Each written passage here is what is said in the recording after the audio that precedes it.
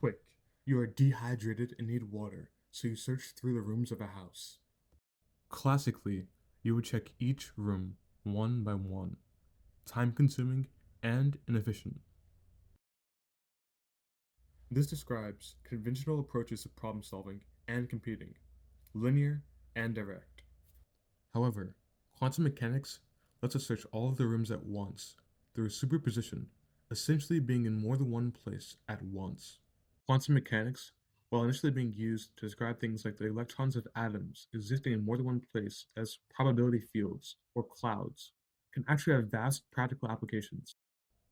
The idea of parallelism, or being able to take more than one path at the same time, enables revolutionary technologies from medical fields to computing. One such technology is quantum ghost imaging, which creates images from light that never actually touch the object. A laser is first shown through a nonlinear crystal, splitting the laser into two entangled photons, a process known as spontaneous parametric down conversion, or SPDC. The two photons then take separate paths.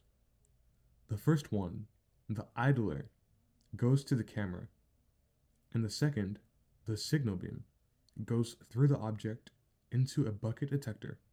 The information from these two beams can be correlated to create an image. Essentially, this allows us to create an image from a beam that never interacts with the object and another that never hits the camera. From fundamental quantum principles to revolutionary imaging technologies, quantum mechanics continues to reveal astonishing possibilities for how we see and understand our world. Who knew something that started so small could be so impactful? I'm personally excited to see where it leads us next.